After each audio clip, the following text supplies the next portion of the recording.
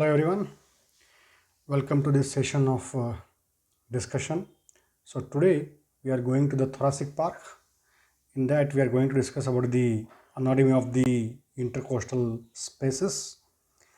So we are going to discuss the intercostal space under following headings. What is the intercostal space? How many are there types? What is a typical intercostal space? What is a atypical intercostal space? What are the contents of an intercostal space?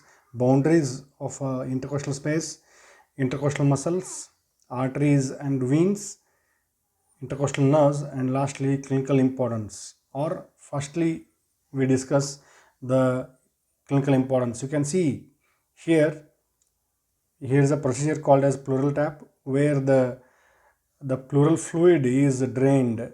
There is a collection of fluid in the pleural cavity apart from the normal level, and you can see a drainage tube connected with the bag is there.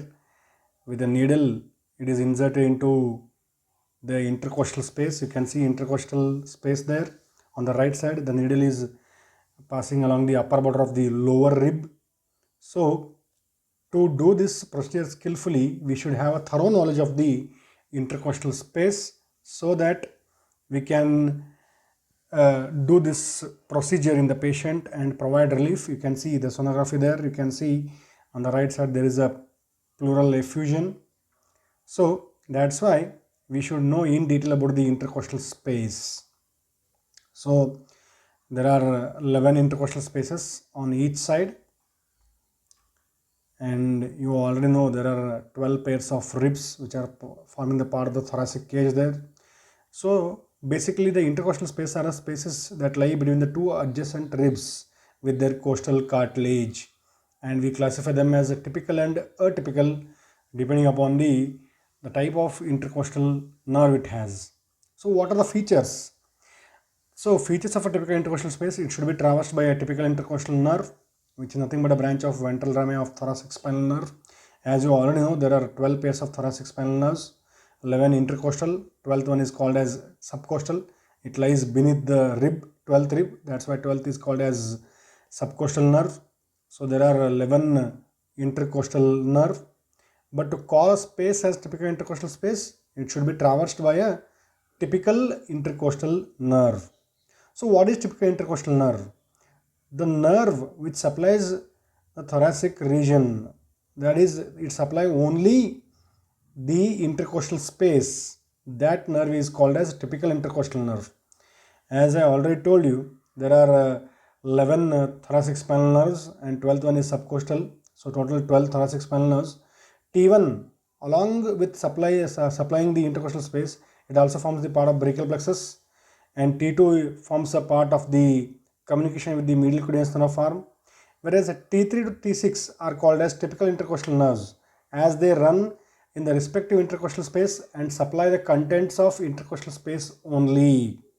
Whereas the T7 to T12 nerves, they also form a innervation to the abdominal wall muscles.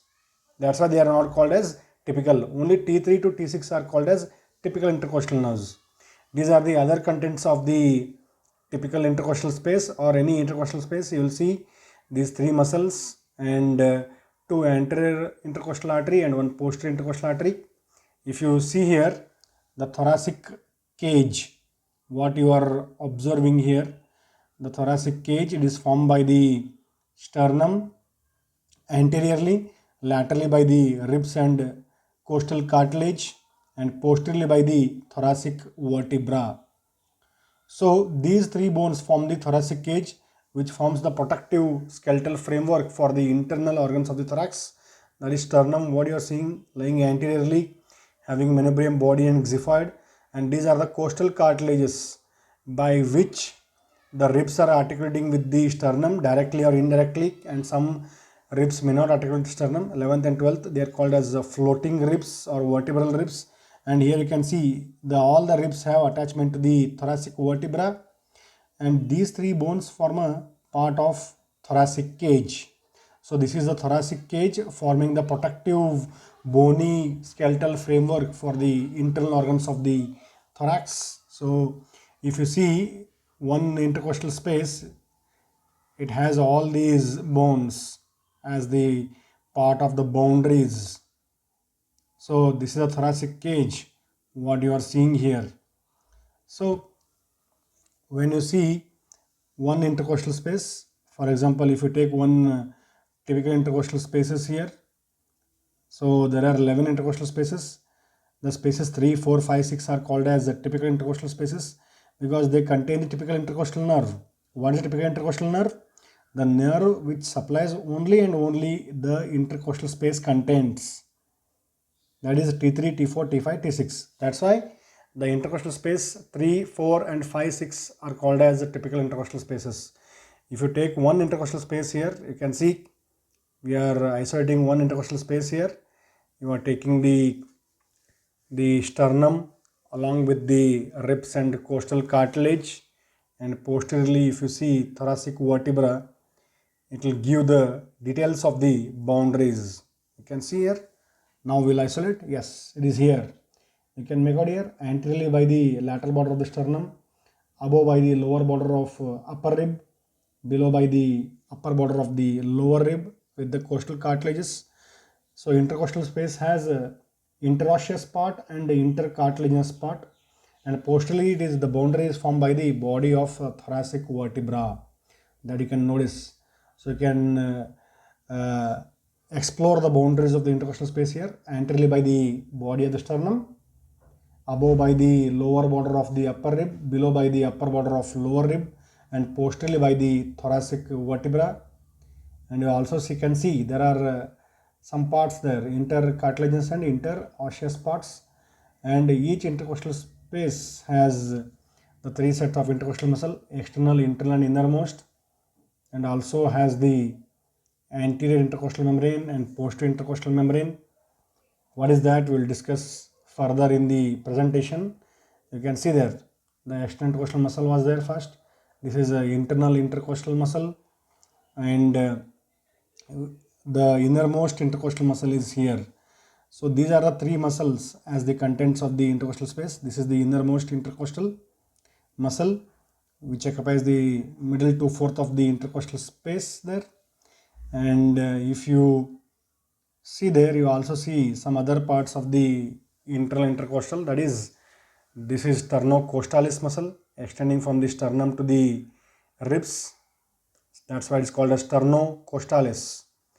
And posterior part you have the subcostalis muscle.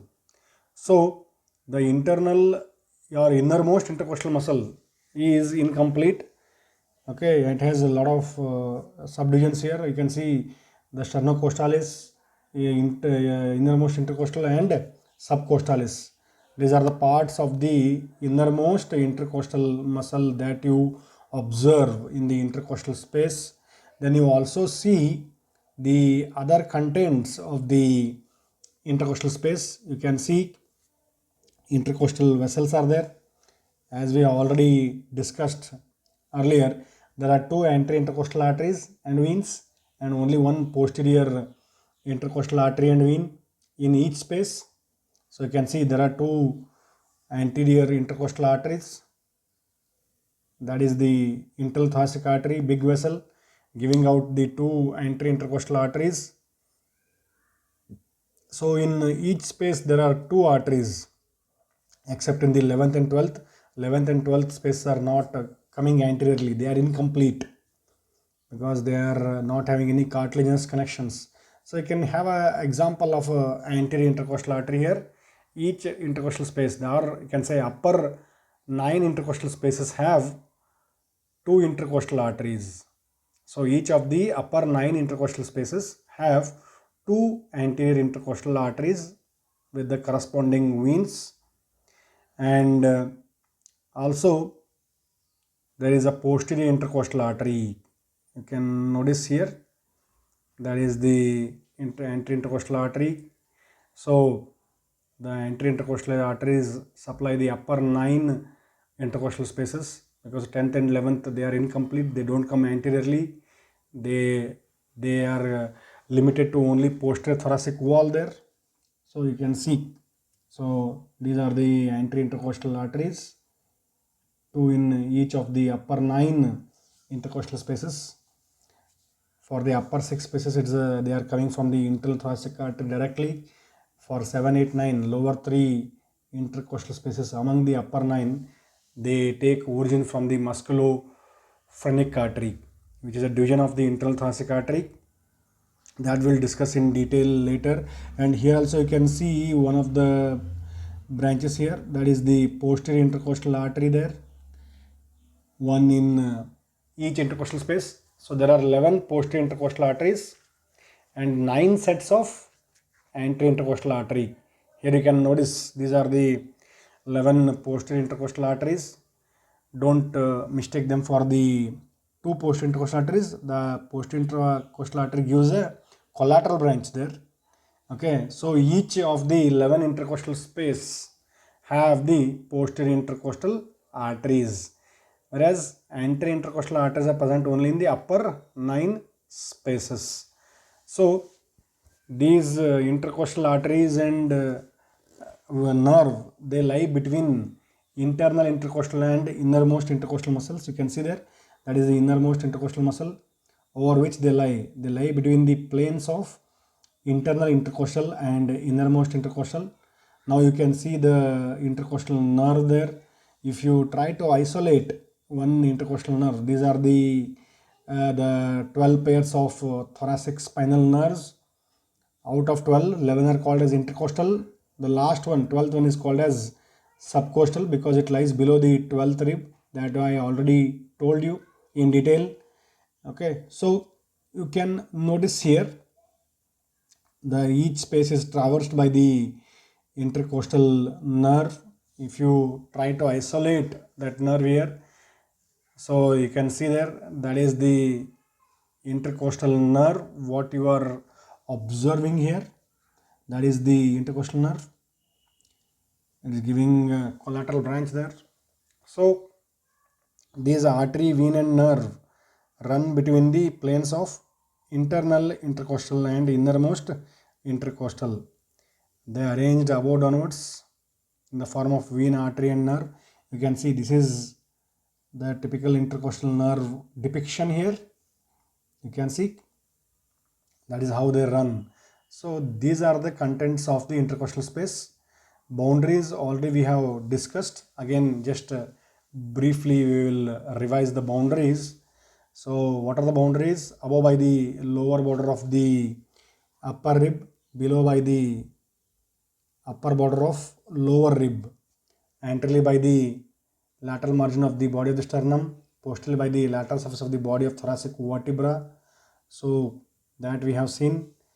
Again, if you want to notice here, that is the anterior boundary is formed by the lateral border of sternum, posteriorly by the lateral part of the body of thoracic vertebra, superiorly by the lower border of the upper rib, inferiorly by the upper border of the lower rib. So these are the boundaries of intercostal space. And coming to the contents in detail, the external intercostal muscle, it is the outermost muscle and are 11 in number. Extent, it extends from the tubercle of the rib posteriorly and continues with the supracostal ligament there, and anteriorly it extends up to the level of costal cartilage, beyond which it is replaced by the external intercostal membrane. It takes origin from the lower sharp border of the upper rib and inserts into the outer lip of the blunt upper border of lower rib. The direction of fibers change here. Posteriorly, when you see, the fibers are directed downwards and laterally, and as they come anteriorly, they are directed downwards, forwards and medially. You can see the origin of this external intercostal muscle here, and you can see direction. So this is the extent what you can see of the external intercostal muscle. It extends from the tubercle of rib to the costochondral junction. From there, here you can notice here it is changing as anterior intercostal membrane. So the direction posterior is downwards and laterally, here downwards and laterally, what you can notice here. Then coming to the internal intercostal muscle, it is thinner than the external intercostal and they are also 11 in number. It extends from the sternum till the angle of the rib. So it extends from the sternum till the angle of the rib, and posterior is replaced by the posterior intercostal membrane. You can see the origin of the interintercostal muscle. It arises from the floor of the costal groove of the upper rib and inserts into the inner lip of the upper blunt border of the lower rib, and its direction of fibers is opposite to the external intercostal muscle. Anteriorly, the muscle fibers are directed downwards and laterally, and as they go posteriorly, they are directed downwards and medially. So these both external intercostal and internal intercostal, they form a meshwork like arrangement and prevent the collapse of the intercostal space. And you can see the origin there. The direction anteriorly is downwards and laterally, whereas external intercostal was downwards and medially, anteriorly. And as you go posteriorly, the external intercostal is directed downwards and medially, whereas in the external intercostal it is downwards and laterally. So what you are seeing here, the internal intercostal muscle lies internal to the external intercostal muscle. You can notice the direction here on the right side. The direction is near the sternum, it is downwards and laterally, and near the vertebra downwards and medially. Next, coming to the innermost intercostal, it occupies the middle 2/4 of the lower intercostal spaces and insignificant, and they are inconsistent. They are not found in all the spaces. The direction of muscle fibers is same as that of the internal intercostal. It takes origin from the upper lip of the costal groove of the upper rib and inserts into the inner lip of the upper border of the lower rib. So it occupies only the middle 2/4 of the space. Other components are sternocostalis and subcostalis. We have already seen that. And you can notice here the intercostal contents, the neurovascular bundle lies between internal and innermost intercostal muscle. Coming to the actions, the external group of the muscle, that is the external intercostal, they help in the inspiration. They help in the elevation of the rib, whereas the internal intercostal muscles and innermost intercostal muscle, they help in expiration. So remember, E for I, external for inspiration, internal for expiration.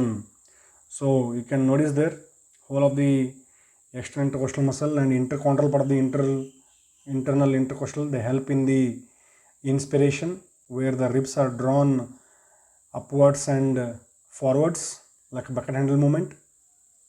And now here in this animation you can see the arrangement of the muscles. First, what you are seeing here, you are noticing the direction of the external intercostal muscle fibers here. That is the external intercostal muscle. See how they are directed. Posteriorly directed downwards and medially as it comes. Posteriorly directed downwards and laterally as it comes to the anterior, it is directed downwards and medially. So the muscle fibers posteriorly, they are directed downwards and laterally, and as they come anteriorly, they are directed downwards and medially. So you can notice the contents here. The external intercostal muscle, they are 11 in number, extend from the tubercle of the rib to the costochondral junction, and near the costochondral junction they are replaced by the membrane that is called as the anterior intercostal membrane. You can notice there with the intercostal direction of the muscle fibers. So posteriorly they are directed downwards and laterally. As they go anteriorly, they become downwards and medially, as if you are keeping your hands in the pocket. You can remember like that. As you keep your hands in the pocket, downwards, and you can notice the direction of the fibers. Direction of the fibers downwards and laterally here. And as you come anteriorly, they are directed downwards and medially. So that is the anterior intercostal membrane that you are seeing. The branches of the intercostal nerve pierce that and comes anteriorly. You can notice there. So this is the direction of the external intercostal muscle. Remember the origin, it takes origin from the sharp lower border of the upper rib, inserts into the outer lip of the upper blunt border of lower rib, and they are 11 in number, extend from the tubercle of rib to the costochondral junction, and they are present in each space, unlike the innermost intercostal muscle, which are inconsistent and less in number. So that is the external intercostal. Now you are seeing the internal intercostal there. You can notice internal intercostal. it extends from the sternum. Anteriorly you can see the direction of the muscle fibers here, directed downwards and laterally. Posteriorly they are directed downwards and medially. You can notice the direction here. Yes, posteriorly they are directed downwards and medially. And you can see there from the angle of the rib, direction from sternum to the angle of the rib. From the angle of the rib, it is replaced by the posterior intercostal membrane.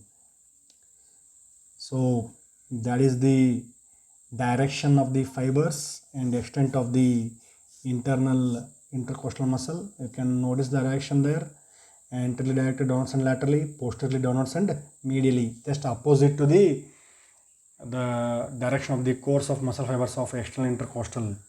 And once you take out the interintercostal, you are observing the innermost intercostal. It occupies only the middle 2/4 of the space.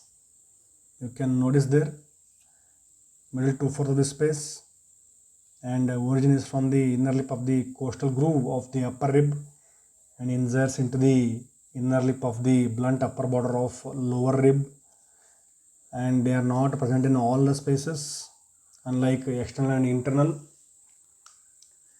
And other parts are sternocostalis and subcostalis.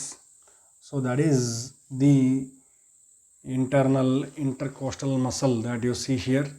And just above the innermost intercostal, you are seeing the neurovascular bundle there. So you can see there, this is the innermost intercostal muscle. Okay, then coming to the contents, the typical intercostal nerve. What is typical intercostal nerve? They are the ventral rami of the thoracic spinal nerves of 3rd to 6th. We already discussed the typical intercostal nerve supplies only the contents of intercostal space. Those nerves are T3, T4, T5, T6, and those spaces containing T3, T4, T5, T6 nerves are called as typical intercostal spaces. So after the origin from the spinal cord, it exits the intervertebral foramina, then it lies between the pleura and the membrane. It enters the costal groove. In the costal groove, it lies beneath the vein and the artery, between innermost and internal intercostal muscles. Above downwards, you can see arrangement is VAN. So the nerve runs between the internal intercostal, subcostal and intercostal is intimi. You can notice there, after the origin, it lies between the pleura and posterior intercostal membrane. Then it enters the space along the costal groove and lies between the innermost intercostal and internal intercostal muscles, and near the anterior end, near the costochondral junction, it pierces the external intercostal membrane and comes anteriorly. So anteriorly in the intercostal space, it runs anterior to the internal thoracic vessel. It pierces these muscles, internal and external intercostal membrane there. You can see here, it pierces the muscle there and gives an anterocutaneous branch supplying the skin of the pectoral region. So what are the branches it gives? Near the vertebra it gives a sympathetic branch, ganglionic branch, and it gives a collateral branch. You can notice there a lateral cutaneous branch and anterior cutaneous branch, which divides into medial and lateral branches again, and it also supplies the muscles by means of the muscular branches. So near the angle of the rib, it gives a collateral branch and a lateral cutaneous branch. The lateral cutaneous branch supplies the lateral thoracic wall by the way of anterior and posterior branches, whereas the anterior cutaneous branch gives medial and lateral branches supplying the anterior thoracic wall. So the intercostal nerves not only supply the intercostal space, but they also supplies the skin of the thoracic wall. Okay, so that is about the branches. Again, you can notice here what are the branches it gives after the emergence out of the intervertebral foramina. You can notice here one typical intercostal nerve. It is running in front of the sympathetic trunk there, and near the angle of the rib, it is giving the collateral branch there. That is the collateral branch, and that is the main nerve there, going in front of the sympathetic trunk. giving a ganglionic branch running along the costal groove of the upper rib in the intercostal space. Near the angle, it is giving that is the collateral branch, and as you come anteriorly, you can notice there, that is sympathetic trunk. This is the collateral branch near the angle, and slightly anteriorly you can see one more branch, that is a lateral cutaneous branch here. This is a lateral cutaneous branch. You can notice there. So this is the course there. It runs along the costal groove below the intercostal vein and artery, and as it comes anteriorly, it gives cutaneous branch, anterior cutaneous branch here, that divides again into medial and lateral parts, supplying the anterior thoracic wall. You can notice.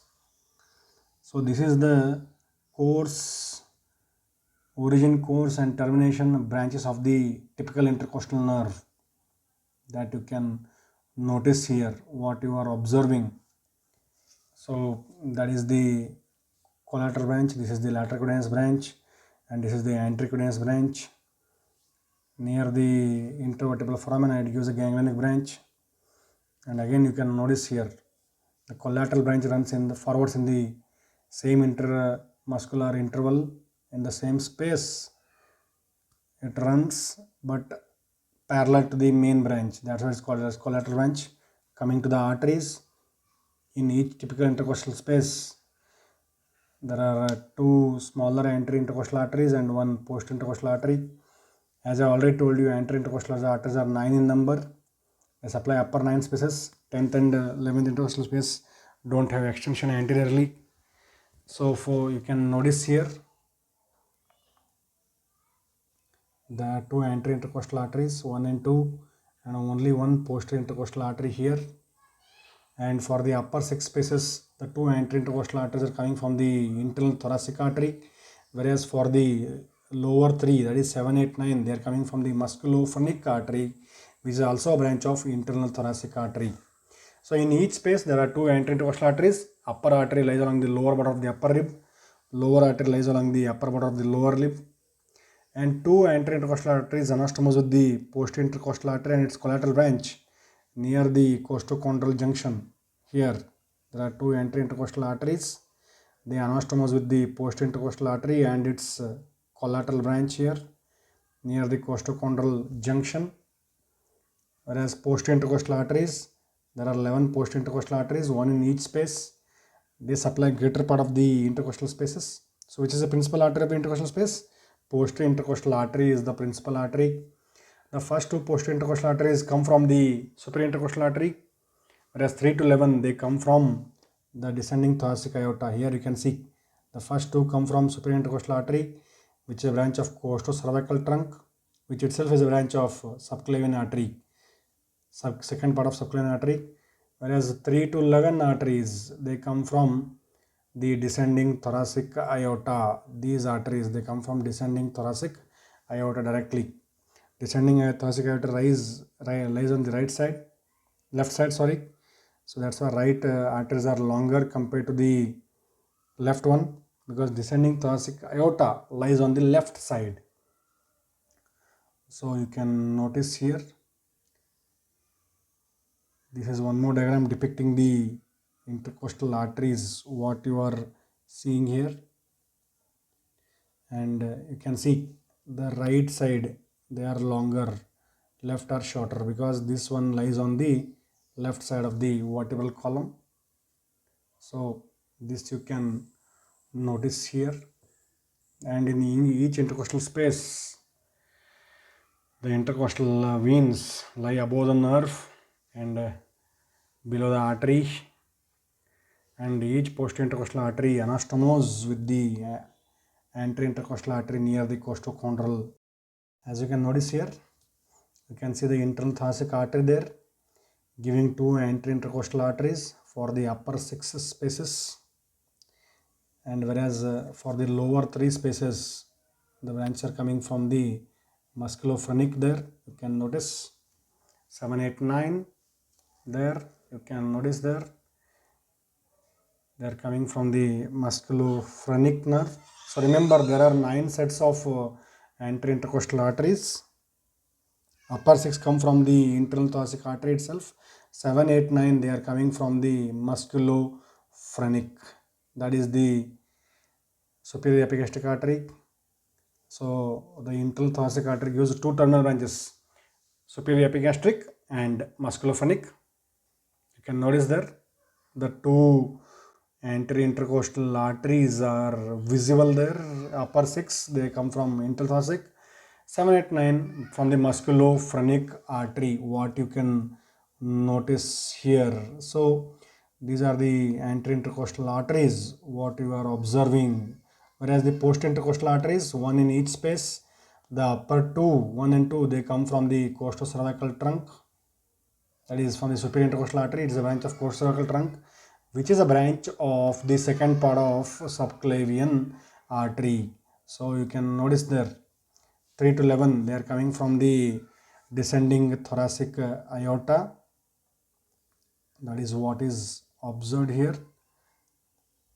And the two arteries anastomose near the costochondral junction, that you can observe. So these all are the posterior intercostal arteries.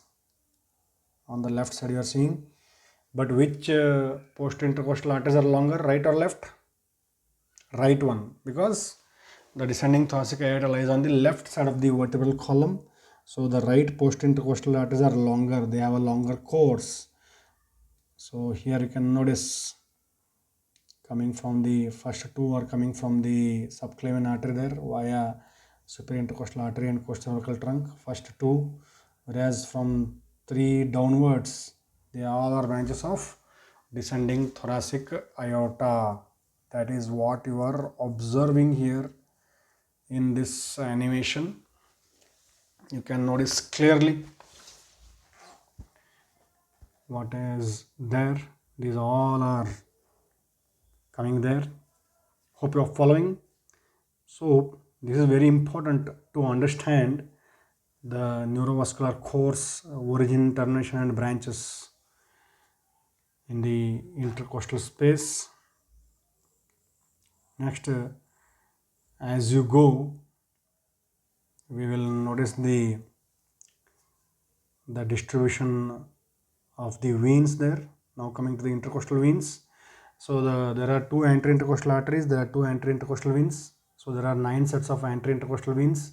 They run to the corresponding veins. Upper 6 anterior intercostal veins, they drain into internal thoracic vein. 7, 8, 9 anterior intercostal vein, they drain into musculophrenic respectively.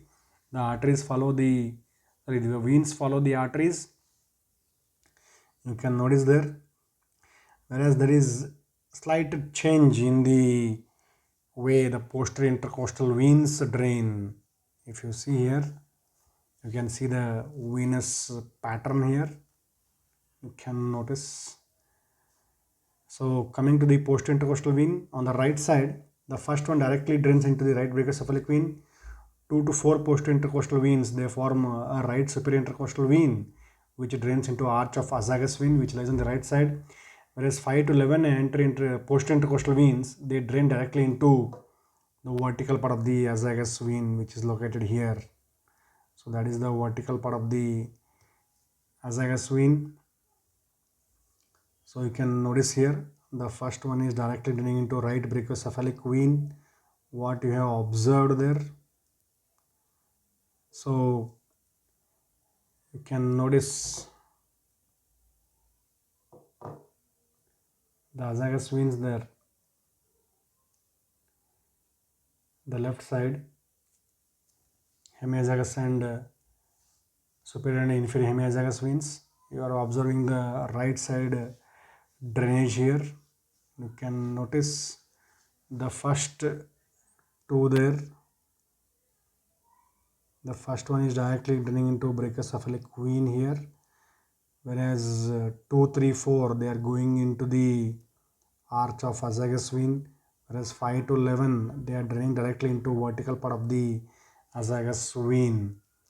So this is the course of the right side posterior intercostal veins.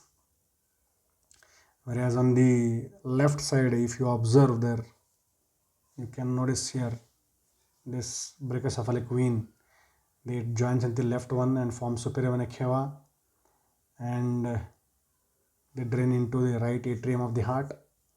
Again, you can see the pattern of right side posterior intercostal veins. First one to the brachiocephalic, 2, 3, 4 into the arch of azagos vein, 5 to 11 into vertical part of the azagos vein. Whereas on the left side, the first, second, third and fourth, they directly into left brachiocephalic vein, that we will see in the coming animation. You can see here on the left side you are seeing two veins, superior hemiazygous vein and inferior hemiazygous vein. Ultimately they drain into azygous vein only. So azygous vein is the main venous channel of the thoracic wall. What you are observing here, the summary is here.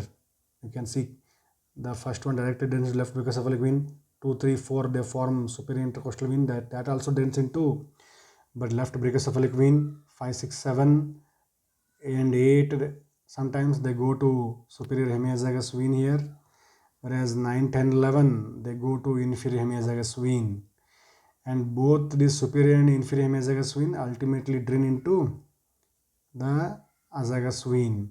So this is the pattern of the left side posterior intercostal veins. So hope you are following the animation here. Hope you understood the concepts of the intercostal space, why it is important, what is intercostal space, how many are there, typical, atypical, which one you call it as typical, what are the contents, the muscles, vessels, nerves. So that is about the intercostal space in detail. Thank you.